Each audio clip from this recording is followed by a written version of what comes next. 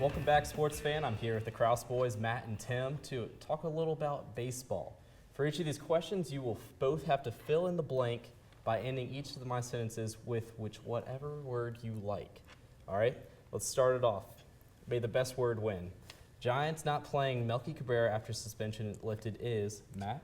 I think it's publicity. The Giants are still recovering from the Barry Bonds scandal in 2007 when they had all the publicity of Barry Bonds being on steroids for his home run chase. So the last thing the Giants want to do is play Melky Cabrera when he's been suspended 50 games for performance-enhancing drugs.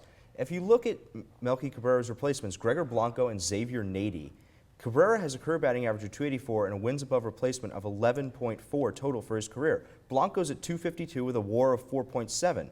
And Nady didn't even have a team this season until Washington signed him on March 15th. His average for the year is .193. His WAR, negative .7. That means the average minor leaguer could do better than Xavier Nady. There's no way the Giants wouldn't want Melky Cabrera, an average Melky, without the drugs, instead of those guys. They're definitely doing it for publicity. I agree with you in the fact that the Giants do not want to be associated with Melky Cabrera's actions, the steroids, the setting up the website, but I think it's a smart decision by the Giants, simply because he hasn't played baseball since August 14th. I don't care if he goes through a rehab stint in the minors. There's no way you're going to tell me that he's going to be able to catch up to pitching, and he won't even be able to play until the NLCS, when the pitchers on the other team are going to be playing to put their team in the World Series. There's no way the time is going to be there. He'll be a distraction, and his production won't be there. I think it's a smart decision. All right, guys. I'm going to have to go with Matt on this one. I think it is a publicity stunt. I'm not saying it's wrong. I'm just saying I'm going to go with him. All right. Doug Fester setting an AL mark with 9 strikeouts in a row is, Tim? I'm going to say remarkable here. And I know that Fister played the Royals. I know he did not throw a perfect game. I know he didn't throw a no-hitter. He didn't pull Greg Maddux or Roger Clemens by striking out 20 batters in a game. He had 3 amazing innings. He struck out 9 players in a row. But the American League was formed in 1901. This has never happened before. He has accomplished something that hasn't been done in over 110 years of American League play. That alone has to be remarkable. So what? It was a random afternoon game and the Tigers being in the middle of a pennant chase. I say Doug Fister's achievement was routine.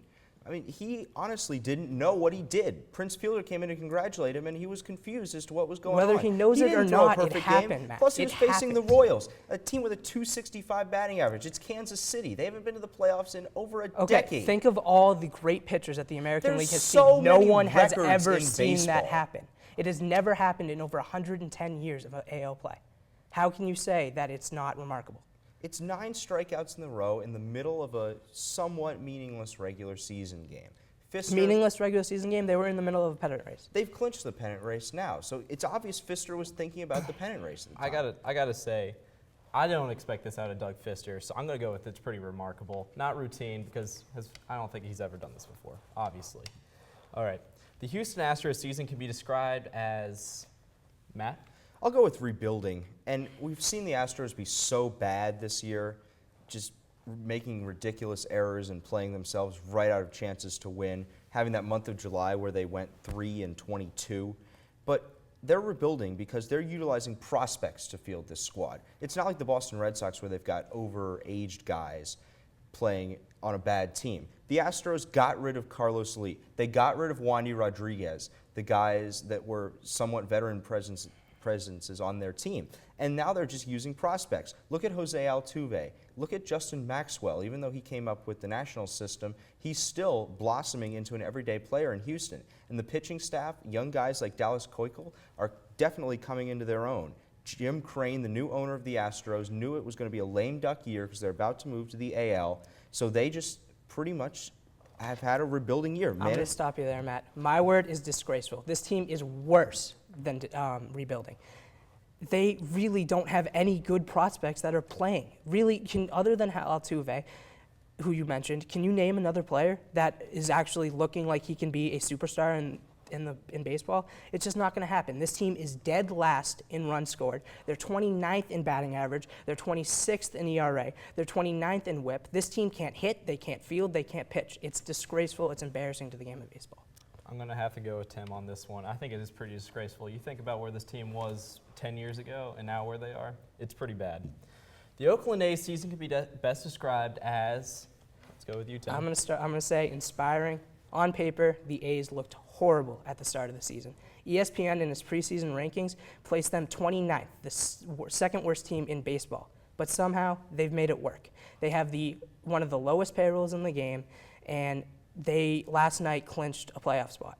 That is absolutely inspiring. They're beating teams with payrolls $80 million and higher consistently. They're beating those teams, and they were able to make the playoffs.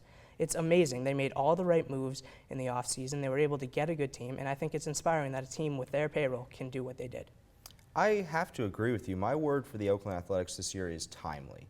What they've accomplished, everything's gone right for them at the right time. They have 14 walk-off wins. That's the most in the major leagues. They know that when the pressure is on, some different guy is going to deliver day in and day out.